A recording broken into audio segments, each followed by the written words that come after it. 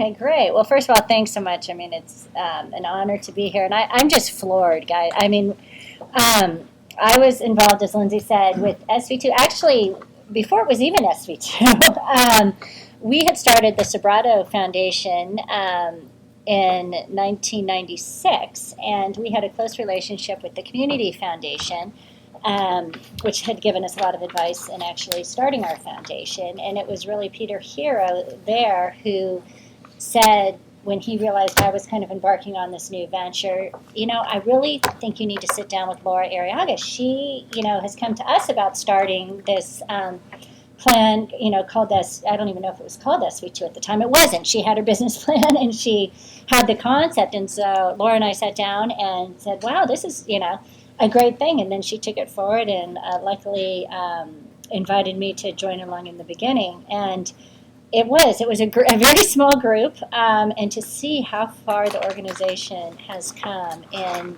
what's now been, 13, 14 years. Yeah. It's incredible. It's absolutely incredible.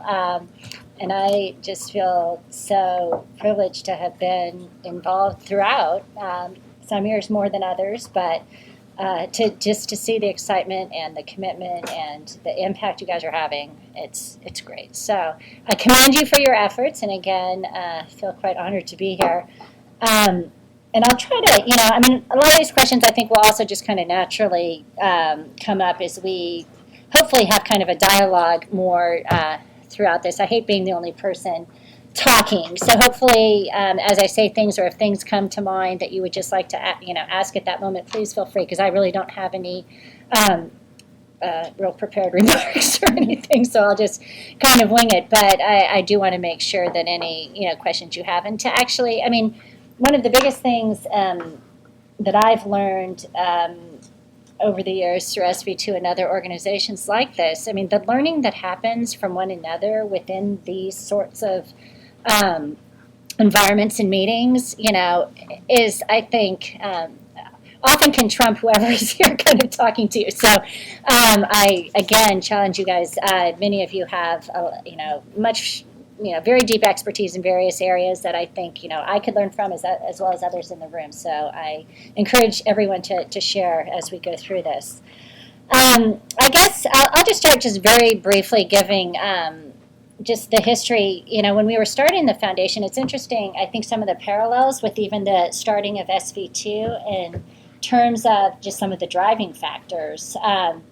Just in terms of, I think, really harnessing passions and seeing kind of untapped potential. This, and I'm speaking in terms of our actual family, but in a sense, thinking of individuals as partners within SV2. We were family members, each of us quite active in kind of doing our own thing and volunteering with many organizations and privately giving and having, through donor advice funds or whatever. But we didn't have a common platform where we could sit down and really leverage, even our own collective knowledge and expertise, and really a way that we could feel like we were being strategic and making the most impact that we could in our community. So, but it's interesting because when we started the foundation, it wasn't like we had some big bequest that all of a sudden we needed to give away. It was really just kind of sitting around and working it out. So in a certain sense, that's kind of how SV2 came into being. It wasn't like it all of a sudden had this chunk of change that it was going to give away. It was really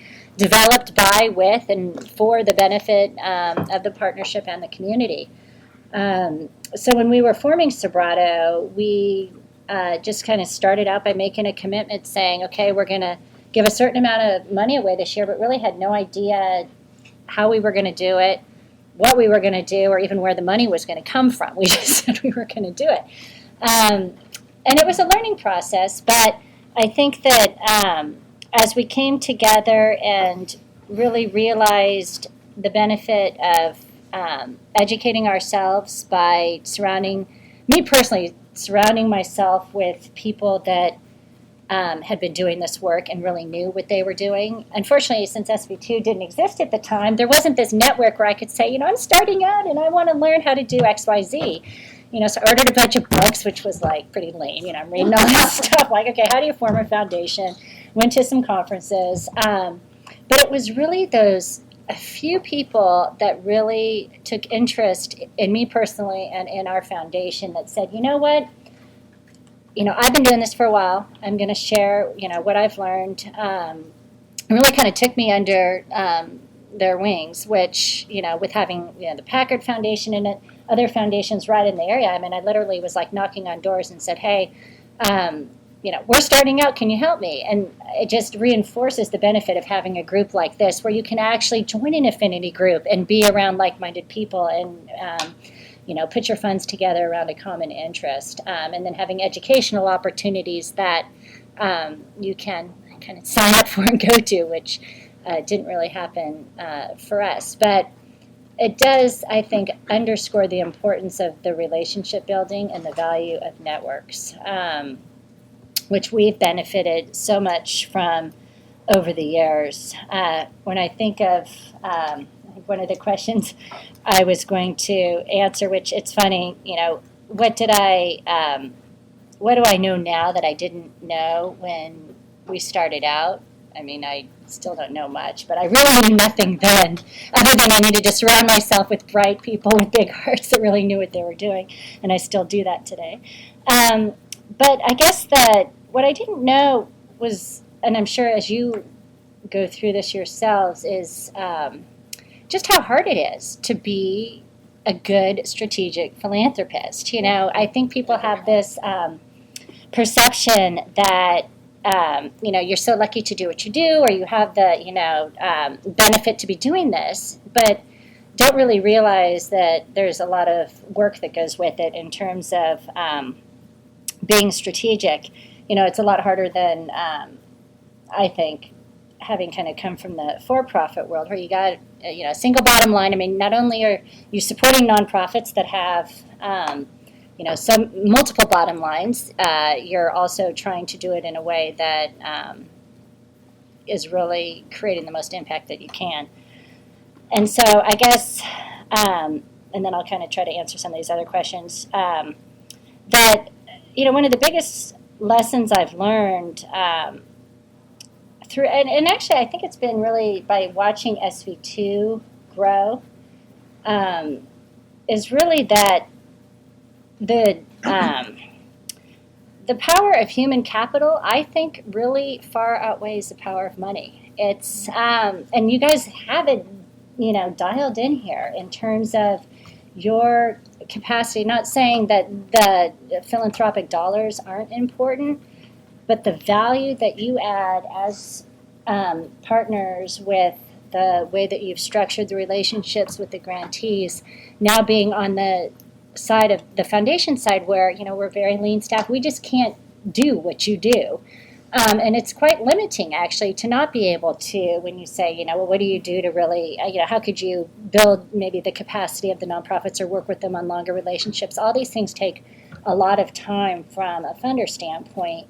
And unless you have staff or volunteers or partners or bodies that really are invested and have the expertise and knowledge to get involved and to give in that way, it's a little limiting in terms of what you can do. So I guess that's just a way in saying that seeing how the partnership has grown and the impact that you've had, it's been, I think, so impactful and great because of the human capital that you've been putting into the different causes that you've been supporting.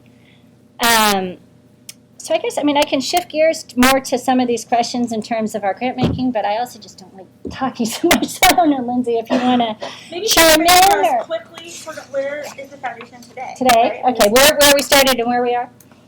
So we started with the yellow pages and making phone calls saying, we're a new foundation. Do you guys want money?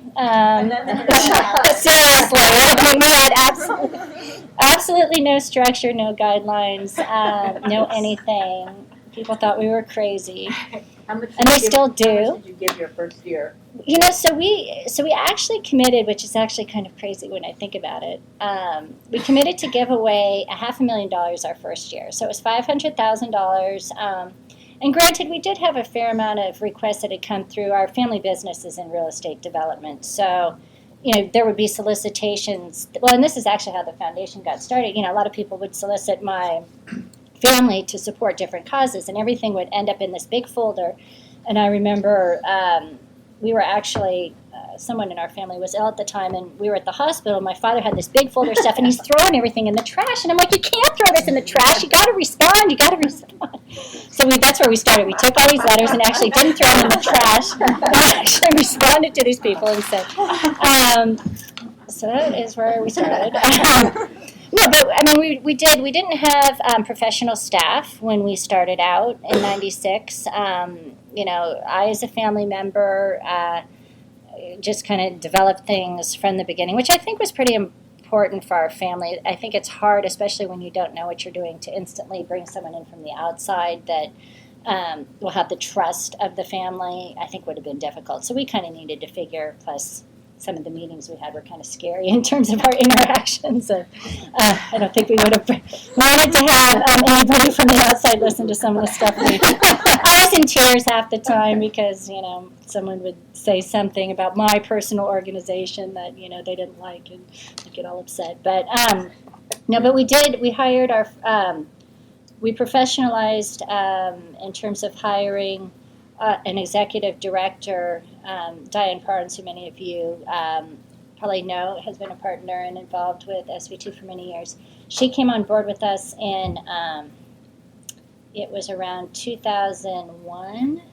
So we had a good 5-6 years, if not more, that we kind of fumbled along and realized how much we really needed to have a professional staff person to help take us forward. And she was with us for over 11 years, which was fantastic to have that support. And where we are now, it's interesting because we kind of have gone through these phases in terms of our development. When we first started, a lot of what we did was very much based upon our personal passions. We had program areas that, surprise, surprise, matched what we, collectively were most passionate about.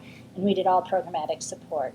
Then we got involved in, through the Peninsula Community Foundation and the Schwab Foundation, a capacity building initiative that really, it was a cohort of organizations similar to OST, out of School Time Collaborative, where there was the cohort of organizations, all of whom were working on capacity building issues together, and we participated in that and really learned a lot in terms of what we could be doing differently with our grant making that wasn't so much about our personal passions and much more about what the nonprofits really needed. So we kind of, as a result of that, switched the focus of our grant making to focus exclusively on capacity building and general operating support.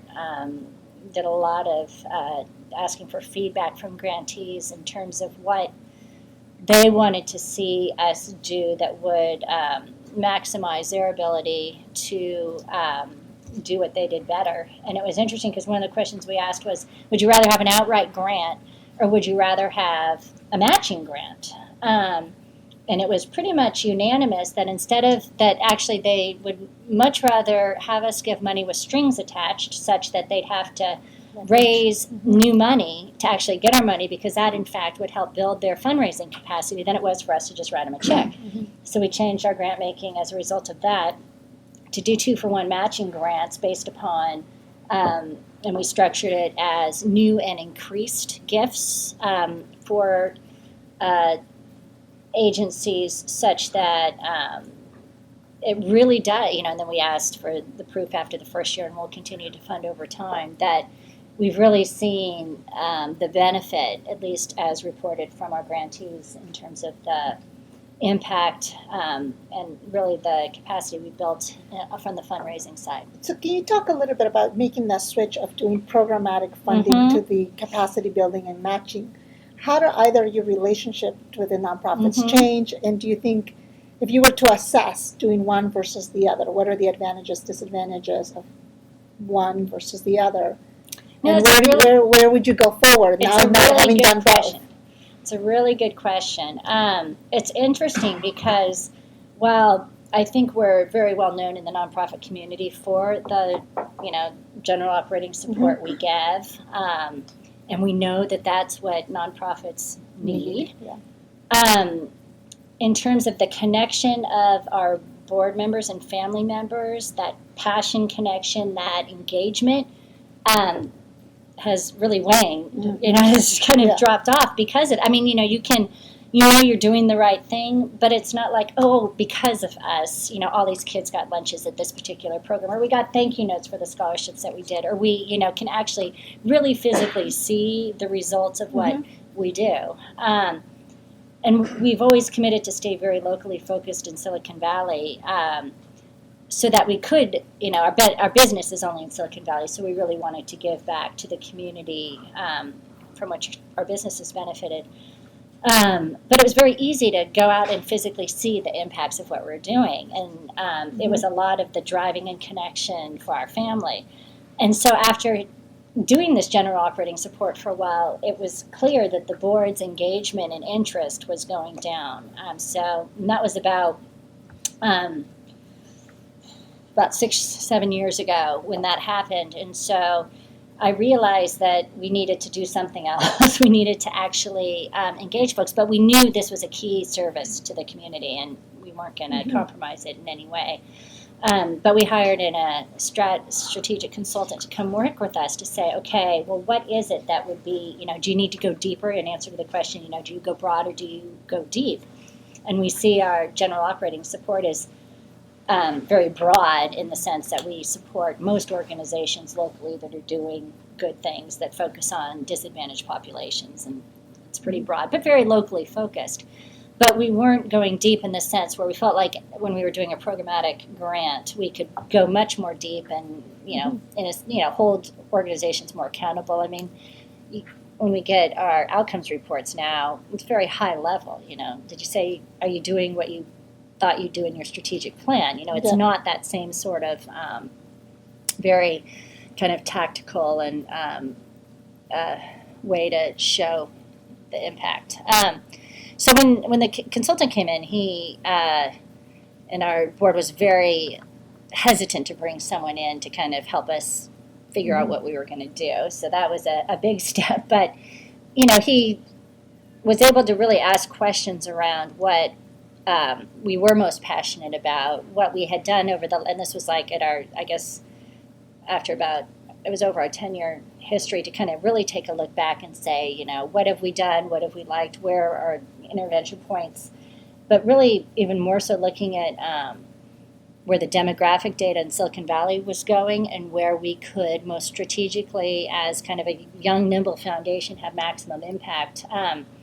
So he suggested that we continue kind of doing what we're doing, but if we want to get very engaged in something, to go deep. So we did a fair amount of research and ended up kicking off, and I guess it's technically an operating program, but it's an academic literacy program for English learners called SEAL, Sobrato Early Academic Literacy. And we designed this program. There was a bunch of research out there basically saying that there was no one really focused, and no existing nonprofit that was focusing on our specific area in Silicon Valley that looked at the language needs of preschoolers, so pre-K all the way to third grade, and going through the transition to kindergarten and beyond, because to go into the public schools, they're focusing usually on kindergarten up, or you're doing first 5, and nobody was really kind of doing the whole thing. So we developed this program, and we're in the 3rd year now of a 5-year pilot to track these kids and we're in East San Jose and in Redwood City, and we're at different sites, and we've developed this whole thing. But we still don't have any staff to really oversee a program like this. So it's been kind of interesting. We have an outside consultant that's running it for us, and she's hired facilitators at all our sites to kind of run it. Well, not kind of, she is running it. But it's been interesting now because everybody was so engaged, and this is such the right thing to do, and we're going to have so much impact. But we were so used to kind of this short-term feedback, we're doing great, that committing to something for 5 years for our family was, it sounded good, but after like year 2, literally last year, they're like, okay, we got to move on. I'm like, no, we committed to do this for 5 years, we're still learning. We basically have the first evaluation done. So educating our family around, to really have, impact and to go deep, you do have to stay committed for a long time. You do have to stick to your plan. You do have to deal with difficult, we're in public school, so district dynamics and budget cuts. I mean, and you got to stay the course. You cannot, decide to change midstream. So, but it's a lot harder work to do that, I would say, than doing our general operating support. Yeah. So, we've been learning as part of that. And I'd say we also, we've been learning, another thing we do is these nonprofit centers, which was really a way we could focus on our real estate expertise and being a development company and provide rent-free office space to nonprofits. So we just launched our third one, which is in Redwood Shores, and it's about 120,000 square feet of office space, and where nonprofits can reside rent-free, and there's a competitive process. But again, this was one of those things that sounded great and, tied very closely to what our family was about, and really a way that we could add value to the community. But again, from a funder standpoint, without having a lot of capacity internally to manage these centers and to manage, it's a lot harder than just giving money for rent or general operations to somebody. And, and it's actually a lot more, it's not only that, it's a lot more expensive to actually do it that way. So, but the benefit of having nonprofits co-located and having community conference space and all these other things that our centers provide, but it's educating our family that it's more and more about, meeting the nonprofit need where it is, and learning as we go. But we've now, so where are we now? I think I've talked about our programs. We're still doing our general operating support. We're certainly giving away a lot more funds than we did in the past, but our governance structure is relatively the same. It's mostly all family members. We're in the process now of, this past year we've done a growth plan, so this is kind of a phase 2 of when we did this consultant work 5 years ago. We brought in Alexa Colwell, who I think you guys may have met through our education stuff, to really help us work through a growth plan for the foundation to think about the future and kind of how we're going to be most strategic going forward. So we're kind of in our next phase of that, and are planning on doing a lot more in the education space that we've overlapped with SB2 around, which is great. But I've realized just how much education is required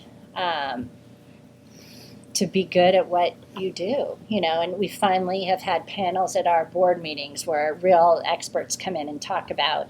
Our last 2 board meetings were the first time we've actually really brought anyone in from the outside to educate us, and it's been very well received and has grabbed that heart and passion again to actually connect, not that we have to connect, via a grant, but just to have that interaction with the different providers and experts in various areas has been a great way to, I think, re-engage. These were grantees? No, so because we're trying to iron out a more formal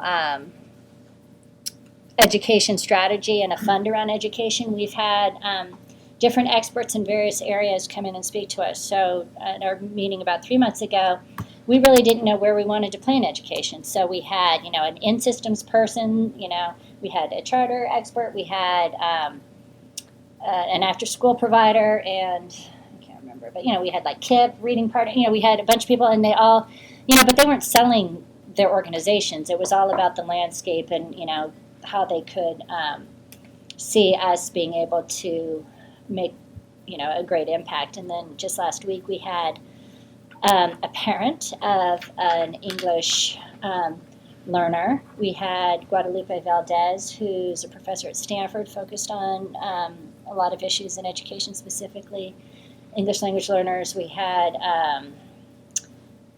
Greg Littman from ACE speak, and we had Matt Hammer from PACT, a community organizing group. So we're just, really looking at possibilities. These are not groups that we may or may not fund, in our various cash grant cycles, but to see to really ask hard questions and see where groups like that are coming at things probably from very different perspectives, but how they can align and educate us about what we can do. We felt like we could really benefit from that education. So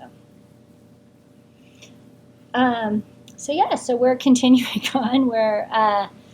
It's really exciting. I think we've had a lot of, like I said in the beginning, learning from other foundations that have been doing this longer than we have has been really, really helpful. And that's really the way that I learned to challenge ourselves to be better.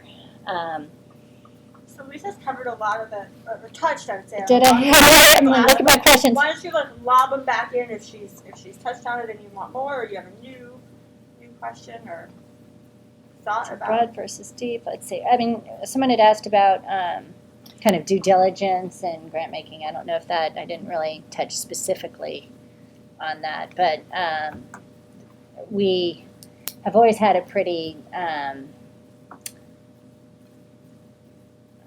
detailed. Anyway, we're probably revamping our process to have it be much more kind of relationship building as opposed to fill out this spreadsheet with all this information and provide us with all this stuff.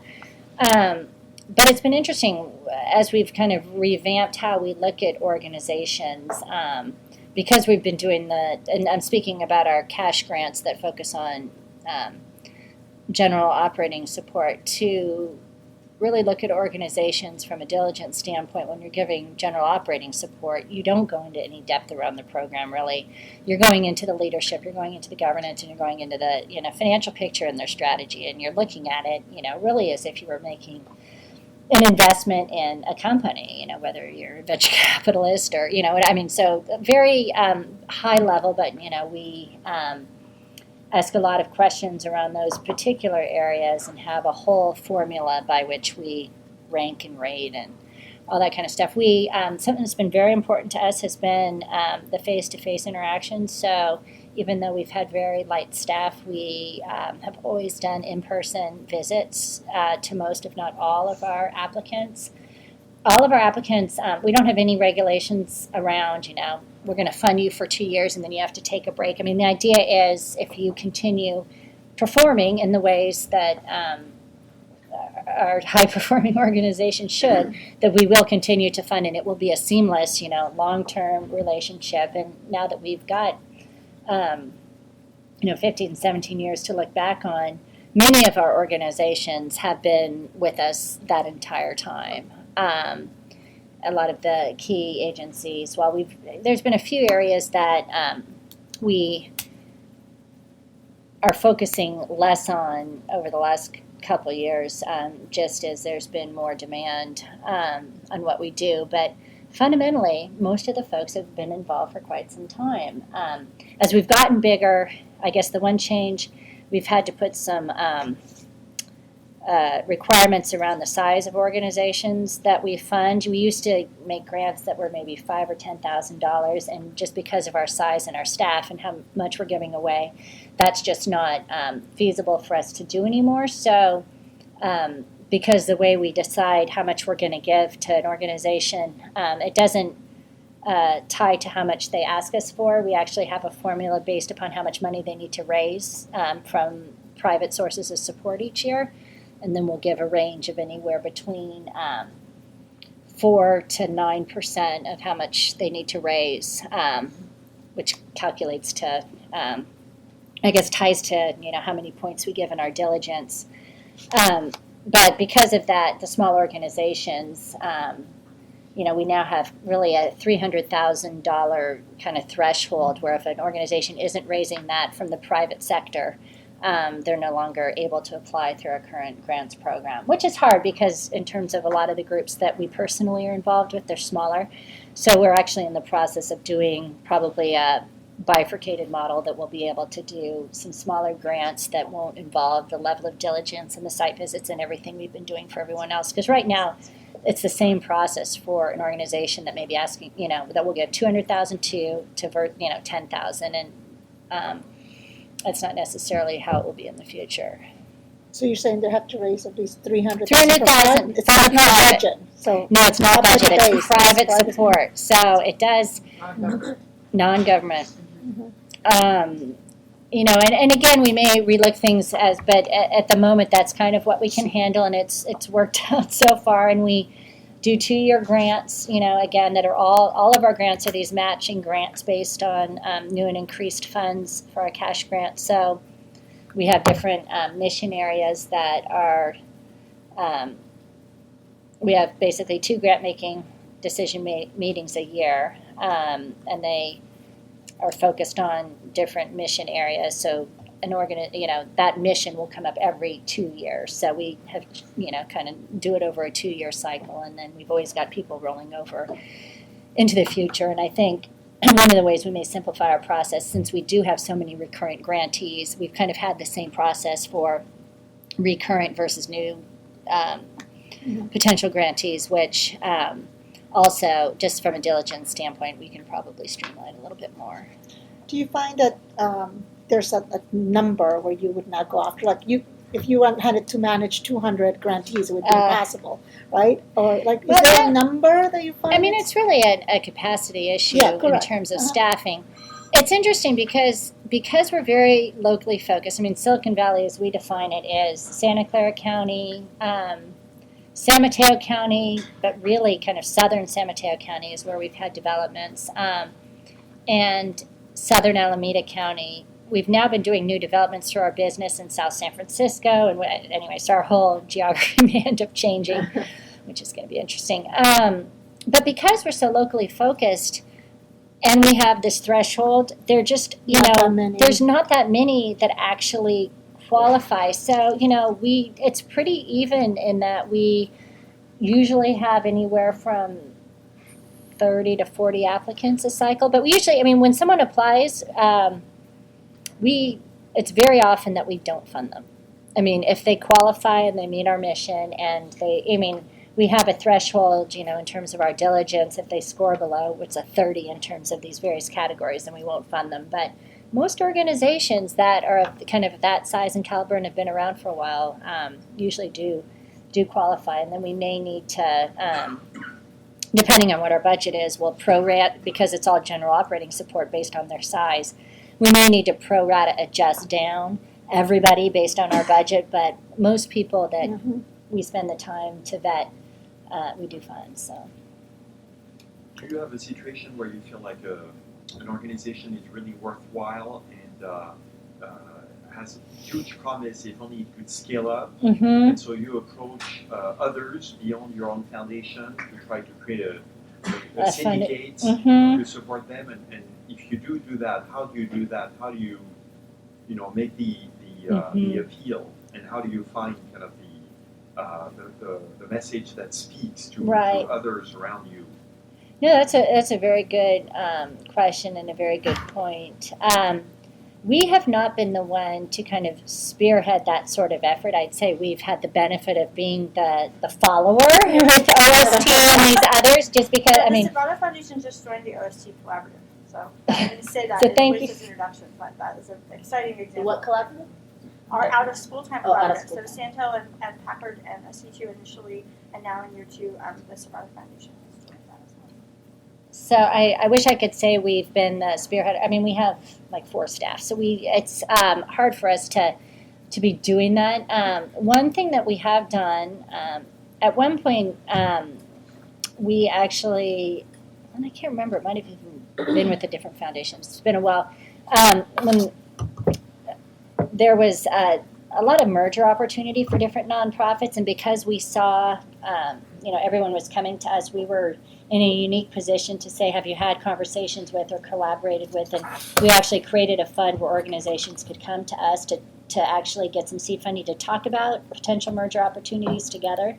So that was, a way in which we at least got agencies to talk together. But in terms of us going to other funders to kind of spearhead an idea, this SEAL initiative that I was talking about, we are planning on, it's just a pilot program. We're not planning on operating this long term, and we're in discussions to spin it off. The whole idea with that was that it would become a program that someone would hopefully take over and then other funders would get involved with. So that by design was that way, but we haven't, we're still too early in it to kind of be out there.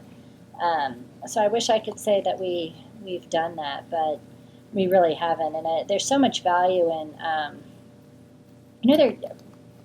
there used to be more like a Silicon Valley funders circle type thing. Did that happen at one point? Where and around different areas of interest, so funders at least could sit around the same table and hear what each other were doing, and even see, and perhaps say, oh gosh, I'm really, invested in this, and does this match with what you're doing? And I'm not sure if that was sponsored through Community Foundation or it's been a while, but and there's many in San Francisco that happen that way, but we. Unfortunately, I wish there was more ways, formal ways to kind of collaborate with other funders. But what were your categories of diligence? You talked about the high level categories. Okay. So we have. You mean in terms of so leadership is one, which we look at both the staff leadership, executive director, and the board. Finance, and it's on like a 60-point scale. So I think leadership was 10 points. We do look at the programmatic aspects and have certain questions around that, which I can't remember how that one's weighted. Leadership, financial, program. There's 6. Earlier you said strategy. Oh yeah, looking at the long-term plan. Thank you. Strategy. So if Diane were here, she'd be able to answer this question. I remember you guys having we looked one year when we were refining our application, and you had the categories from Forces for Good. I don't know if that's. Oh yes. Oh gosh, and we got yes. I think we actually suggest that applicants read Forces for Good. It is tied to that. Thank you. See, you know more about our foundation than I do. If you go online, I'm sure you could picture. That's all I know. No, it's true. It's interesting because that was something. I forget, this is again, a small nonprofit was implying and said something about reading, I don't think we forced people to read the book to apply, but if you had read it and could take some of the principles and actually submit your application around those same themes, it was going to be, I think looked at in a more favorable light. But I remember this one person saying, I was up all night reading the book and trying to get but then he said, it was the most life transformative experience. Now we've changed our entire operations because of it. So that's funny that you just for quick context, you remember Voices that. for Good was a study that the authors did where they looked at high impact nonprofits, and they had a set of metrics. It was kind of based on good to great, so they had a filter, right? And then they came up with 6 common practices that all of these organizations had around, do they collaborate, are they involved in advocacy, what kind of leadership, tenure, and other things. So, assuming that's a set of criteria, then it's interesting to apply it in that context. But they were raising things. Okay. I had a question about partnerships. It seems like I'm relatively new to this whole nonprofit philanthropic world, and from a high level, sometimes it seems like a lot of the organizations do similar things, but I know that from a nuanced standpoint, they're probably not. But how do you see third party, I guess, how do you see nonprofits working together, partnerships, and is that a culture that they instill, or are they still learning that process? Well, it's interesting because if I look even in the history of how we've been doing things before, we would basically take applications on grant applications on a rolling cycle. So we weren't really able to compare apples to apples in terms of real mission of an organization. But under Diane's leadership, when we kind of revamped our processes, it made much more sense to, all of the, youth development agents. I mean, they were always considered in the same cycle, but as part of our process now, we specifically ask about competitors that they know, we call it competitors, but do they even know who's doing the same thing? Because we do, but, something, and if they can't answer that question, that actually tells you something, how much they know about what's going on. And we specifically ask, have you collaborated with, and if not, why, and if so, how, and we see what the different overlaps are. And just in terms of our diligence process, now I'm going like this because it's this huge spreadsheet, but it actually, if they're like organizations in our cycle, and we've got all these different categories, I mean, it's very easy now to be able to compare and to look at, even, for instance, Boys and Girls Clubs. The one of Silicon Valley is very different than Peninsula. It's very, different than Peninsula, is it Mid-Peninsula? Anyways, just in terms of the amount, they serve, their overall budgets, and even, the strengths and weaknesses are very different. But when you can look at and justify, well, for one, we may be giving a certain amount, and the other, we may be giving 2 or 3 times that amount because of these various factors. But because we now compare it in that way, it's also very clear if, and we also do it by location, if there's organizations that are pretty close to one another, and it sounds like they're kind of doing the same thing, but haven't even, know that the other is doing the same thing. We begin that dialogue, definitely as part of our diligence process and part of our site visit to get more information around that. But again, as a funder, it's really hard to, and while we can make suggestions or at least connections, to from the outside say, well, so-and-so down the street's really doing what you're doing. The organization, it's usually because you need to be very place-based and you have to be within walking distance for your clientele to find you. It's not because, and yes, maybe you can have some administrative efficiencies by having your administrative office for a larger organization in one site and have programmatic things in various different avenues. But I guess we've learned as funders that we don't know more usually than the nonprofits do. There's usually a reason why they're doing what they're doing. But I'd say that our success rate, just in terms of the administrative inefficiencies of having a lot of small organizations, that was one of our real policy decisions to really only fund those organizations that have kind of a critical need of over $300,000 in private support, because at that point, they usually, from an administrative efficiency level, have gotten to that point and have either acquired the other agencies that they should have or have been competing with. But it's really the smaller ones that often don't know who their neighbor is and what they're doing, at least from our standpoint. Kelly and Claire. So I'm really intrigued by your early reading program. Oh, yeah. Right. And you're sort of a little bit more than halfway through it, and I wonder when you finish the 5 years and get all the metrics and results, what are your thoughts about what you do at that point, and have you thought about sort of any public-private partnership models to scale that if the results come out? We're right in the middle of it. No, we're actually in discussions as we speak with different public agencies or that specialize in work such as this, that, whether we continue, we know the pilot we want to maintain the integrity of the pilot under our leadership, but that doesn't necessarily mean we need to run the entire thing. We can manage it through someone else. The whole sustainability piece, because we're in public school districts, has been challenging. Even, you don't want to come in and say, we've got this great program and we'll pay for it and we'll give you people and we'll provide all this stuff, and then after your 5 years, it's like, okay, see you, bye, that was nice. You've got to have this buy-in from the beginning. So we've worked really hard with the districts we're in and with their superintendents to get commitment. But it manifests itself in different ways in terms of, even getting the teacher time off to do the trainings that we require. Well, maybe they're not putting hard dollars for that particular piece. It's a big deal to get, we require, I don't know how many hours a month, for them to actually make that sort of commitment's a big deal. But we're learning as we go, our preschoolers, so we have pre-K, they finish kindergarten, they're just starting first grade, but we're now designing and about to, get things together for when they enter second grade next year.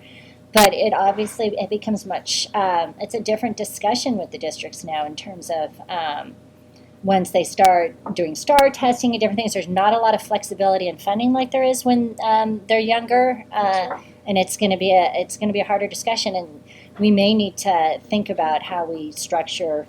I know we're going to think about how we structure the next 2 years, but the thing about a pilot, we may need to course correct and decide what, where our biggest impact is and how we market and replicate it. Right now we're seeking to actually do, whether you call it a business plan, replication model, marketing, whatever. That's our biggest need right now. We've just gotten our second year of evaluation data, and it's remarkable. We have no concerns that this works. It's just, well, how do you make it sustainable within the public school system, and who, and it may, part of it is we really wanted to do it here because this is where our, where our focus has been as a foundation. But if the environment is not such that we can find districts that will really take it on and do it long term, at least we want to have this all packaged up so we can educate other states about it or whomever might want to take it. So we're beginning that, but again, it's a little early. But if you want to be on our task force, we'd love to. We have a national advisory group that's been helping us because we've never done something like this, and we're definitely learning as we go. And learning that we don't have the capacity to be doing something like this. So I think outsourcing and partnering is the only way it's going to continue on to be successful. So, yes. So, with regard to this program and your ongoing philanthropy in this space of early childhood education, what do you think of the new California state initiative that's going to be implemented very soon of providing state-funded programs for young fives? For young years. So that is an area that we're hoping to tap into, and we're working, especially in San Jose, because it's the perfect thing for what we're doing, and it to capture those kids, and it's something that is mandated, but nobody has any plans as to how they're really. I shouldn't say this. I'm totally overgeneralizing, but from what we have seen, if you can hand, a complete package of this is how you do it, and we'll even fund it to a certain extent, but especially for these kids that have already been part of our program who now will have an additional year, we're Is it clear the state's going to pay for this? no. And they say they will, but a lot of stuff they say they're going to pay for and they never do. So I guess I'm not even hoping that they would. It would be great if they were able to actually say. Mandated by law, right? Mandated by law, but I guess it's just for those kids that have those birthdays between September and December. Yeah. That they basically will just so they'll have a per day whatever. Whatever they'll be paid for their education, but nobody's developed what that would look like in terms of curriculum. So I wonder if the Sobrato Foundation might not, Be call that- Jerry Brown and say, "Hey, we're here. We're here. Very experienced in this space. Mhm. Maybe we can create some kind of a statewide task force to implement something to help you pay for this, help us implement this." I don't know if we have that much money. What do you say? Yeah, no, I would say we've taken it to that level. We're certainly working with the districts, that we're currently in and talking with And in Sandhill too. It's like such a perfect.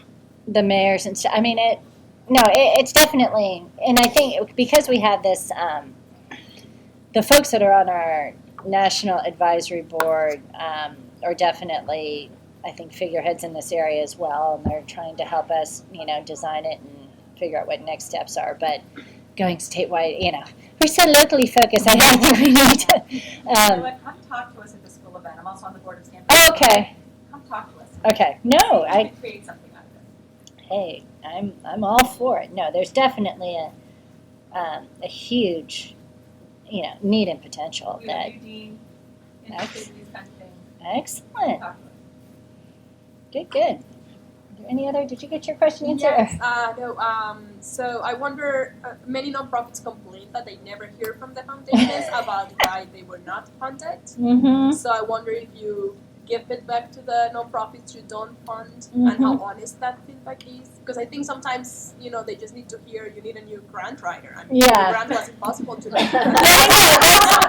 There's nothing wrong with the mission. It's just that it was impossible to read. Yeah. No, it's funny because we used to, when I look over our history, we used to not fund most of the organizations that came to us. It was maybe 50-50. So a lot of those calls that I would personally make were to organizations, many of whom I was on the board of or had very close relationships with, to say, what it was that was the problem with their, and why they weren't competitive. And you can't just say, well, you weren't as competitive as everyone else. You need to give some specifics. So we usually have been pretty direct in terms of, and now that we have this whole kind of matrix, we can say, well, you scored really well, on this, that, and whatever, but your plan was a mess. And, we wouldn't say it in those words, but it would be a little more politically correct.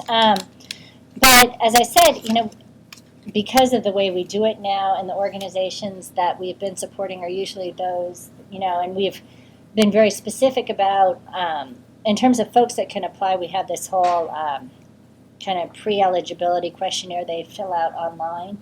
And each nonprofit, when they get their tax exempt status, registers under a primary mission code, which it's this national taxonomy of agencies or something. But anyway, so you have your main code, and so we now only support certain codes that we know are the ones that, if they're a strong organization, but it's taken us a long time to figure out, well, if everything else is equal, we're actually much more likely to fund, this particular mission than that. And so that's, we've taken things off the table that we wouldn't otherwise fund. So we don't have to communicate. I mean, we just had a board meeting last week, and there were, usually they don't get through the process very far. It's usually, we're very clear that, 50% of the beneficiaries you serve have to be in our geographic area of focus. And since we focus exclusively, on general operating support, you may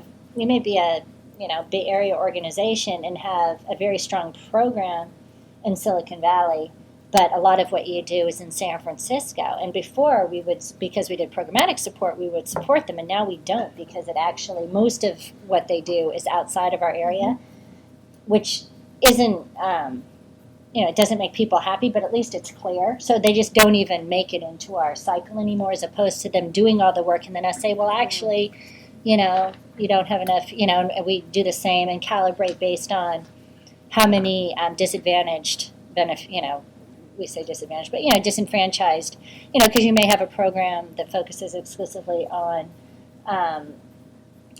children of high need, but then have maybe, a program in a Palo Alto school or something, so we really focus on those organizations where their primary mission is focused on a disadvantaged population. So, but it's taken us, 17 years to keep refining and refining. So, but now we've got this big process, so then people are like, oh, we can't even get in the door because we got all this process, but if you get in the door, then you're usually funded. So but we do, I feel, as we revamp things a little bit going forward, that being able to be more responsive and have the dialogue when things don't fit neatly into our process is really important. We did, for the first time, the Center for Effective Philanthropy can do a grantee perception report survey for you for the small price of, I don't know how much. But anyways, they did ours.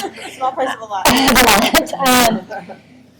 But it was really, we always, would get feedback from our grantees as part of our process. It's not always the most objective feedback that you then receive, because you either gave them money or didn't give them money or whatever. You don't want to affect, even if it's anonymous, people don't really tell you what's up. Mm-hmm. Plus, you can't really aggregate the data in a way that then compares it to a peer group. And so what the Center for Effective Philanthropy will do is they'll take a like organization that's maybe our size, but is in a different state or something, and be able to say, well, on all these different areas, you should target, there's other groups out there that are getting a 75% ranking and you're at 40. How can you get yourself better? So you're not just looking at what people, that you're close to are saying about you. And it was really eye-opening. We received very high marks on a lot of things, but we had a few open-ended questions around, what we could really be doing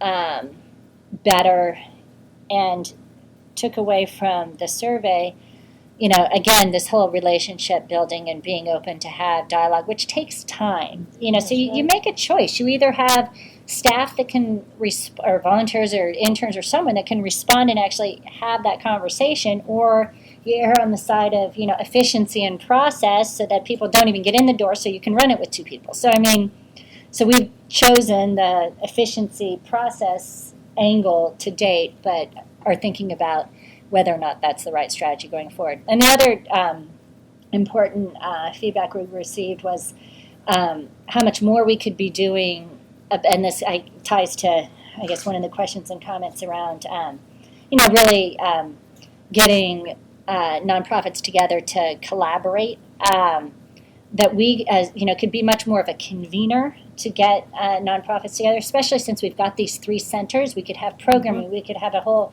nonprofit sector initiative, and our board talked about that last week, and we're thinking about how we're going to design that going forward as well. So I think many agencies, feel very kind of siloed and don't have a way to learn from and share with and network with other agencies, and to the extent that we can help make that happen. That's interesting that you said that, because Nancy or somebody else asked about the collaboration point. And being an ED of a nonprofit, I can tell you, the biggest obstacle is time. People that run nonprofits are just so busy trying to run excellent programs. We don't have time to go others. So now I'm in this collaborative with the SB2 and Sand Hills part of it, the OST, that forces me to make the time for it. You have to. And it's great. I mean, we were just learning so much and from each other. So hearing that you're thinking of doing that, I think that would be very beneficial. Well, we're hoping to get agencies to help us in the design as well, which I. Did you ever go to the Funders Fair, the Peninsula Funders Fair? Yes. So Peninsula Community Foundation. Remember, years way ago, back when. in the olden days, we used to do the funders, this thing called the Funders Fair every year, which was basically for the nonprofits to come, and we had They'd line up and panels of tons of local funders, and they would it was grovel. incredibly popular event for needless to say, but really valuable. And it's interesting to me how there's a real gap right now. I mean, I feel that we really, as funders, there's no forum really in this community where we all come together and we say open season. Just come in. Ask us any questions you want. That's a real, I think all embedding. our materials, our promotional, our guidelines, or whatever, it was so easy, honestly, to do it. Really, It was a long day, but it was. Well, I mean, it's like no, it's good. No, but having I mean, that's something that the OST can look just at that space, just at least from funders in that space. So That's that's another a really idea. exciting note on which I want to respect time and formally wrap up so the folks can leave and say a proper goodbye and not feel like you have to quietly sneak out the door. But Lisa, this is incredible. I mean, I think so much learning and just chances to think and talk and ideas, big and small. The OST Collaborative came out of like our third First Friday lunch that we ever had, and I have no doubt that great things, whether it's SEAL and ELL or you want to call Jerry. Above all, thank you for your generosity. Well, that's true. So thank you for everything that you have done for SB2 and for the community and for being here with us today, and thank all of you for everything you do and for taking the time, and definitely stay visit with one another. Like Lisa said, that could be one of the really fun parts of all of this, and Lisa's here if you have more one-on-one questions.